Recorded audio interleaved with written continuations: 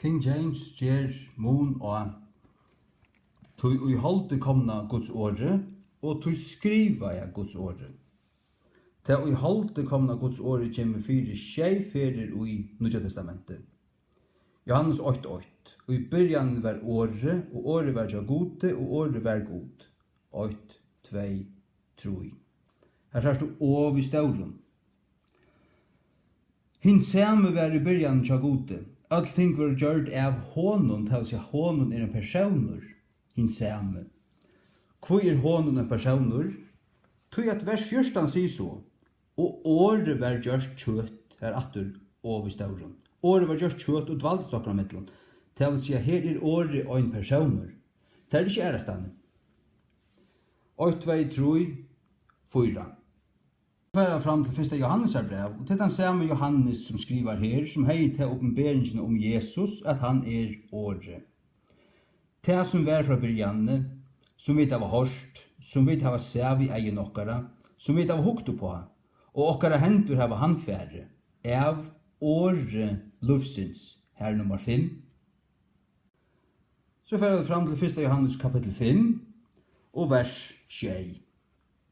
Tog at det trutjer som djeva fragrøyng i himne, fægeren, året og halvdjanden, og heser trutjer og hatt trutjer personer, året vi stauren også, til her det klart en personer, her kommer det så fire satt og fer. Kjent og fer, jeg sier at kjent og fer i åpenberingen nøyjan,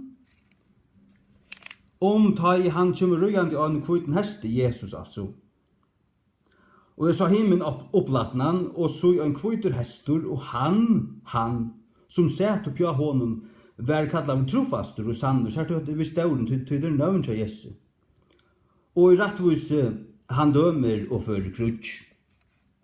Så stender det i vers 13, og han var kladdur vi øynun kappa, dropt hon i blaue, og hans navn kallast Guds. Her hever du det for kjent og fer.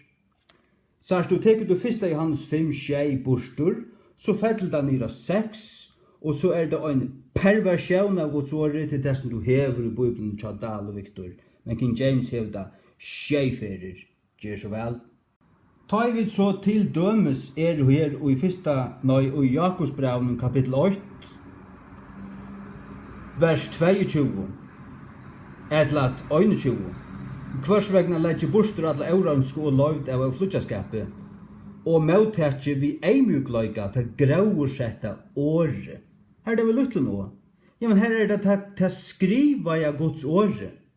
Jesus ikke endelig til skriva i Guds året. Han til hans år, han åttvitta, men til ikke, altså selv om Jesus øyder en personer, og selv om hans personlige navn året, så sykker vi bare skjei fer i Nye testamentet at det klart året som personer, og tar stendet av i stauren også, og gjerst du ta månen her, så kommer det for skjei ferer, men her det ikke vi stauren også.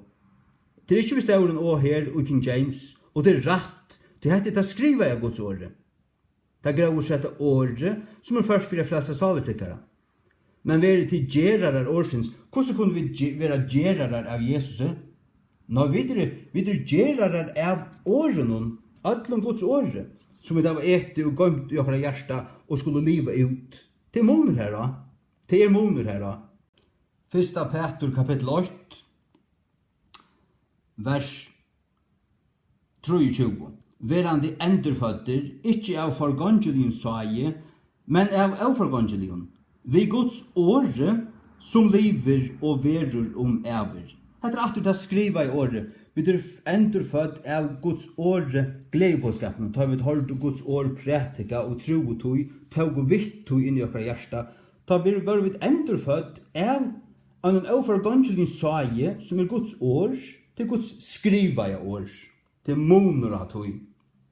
Og tann monen hever du bære King James. Så du stender alt vi luttlund, så varst du ikke hver Jesus kommende kjøte, og i mån til Guds skriva i år, stender alt vi stauren. Ja, så heldur du alt vera Jesus, hver det øyneste for det stender Guds år? Nei, det det ikke. Det det altså ikke. Og et annet til dømes og hesten forløpen her, Så stender her, han var ikke til ljøse. Nei, her stender vers 1 langt.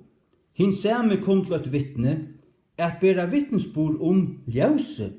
Til tog at her hever du Jesus langt her som åre, som en person, og dette viser så klart til at dette personeren Jesus, du skriver der ljøse her ved stauren. Vi stauren. Så du tog at det en personer til personeren Jesus, hans navn altså ljøse. Men så her i Johannes 8:12 sier Jesus såleis. Ta tala Jesus atter til torra, sigande, ljøs heimsins. Så her sier han ikke 8 av sine navn, han sier kvært han Han sier kvært han Han sier ikke hva han øyter. At det tog ikke 8 av hans navn her. Tog måneder gjør det, tog stendet av lytlun her. Men her i Johannes 8, her stod det altså ved stauren. Han var ikke til ljøse. Hin samme kom til et vittne, til at bæra vittnesbord ljøse. Ja, ljøse, åre, Jesus, han, han, tog det ved stauren her.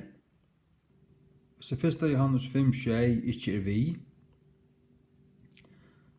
så kommer året som personer bare 6:4.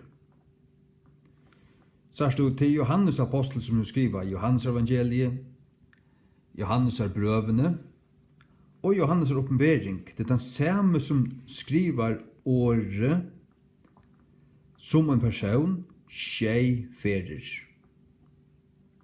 Tog og i 1. Johannes 5:6 at være vi, og her trett, innan 1. Johannes brev, kommer åre, eller år, 4:6.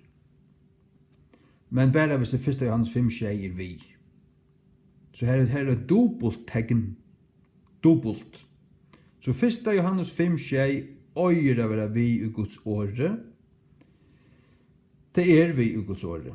Her som det manglar, her hever du en perversjon, en alexandriska perversjon, som ikke kan kallast Guds år en gang. Det en perversjon, så det perversjon. Guds år til rønt. Og hette det. Gjør så vel.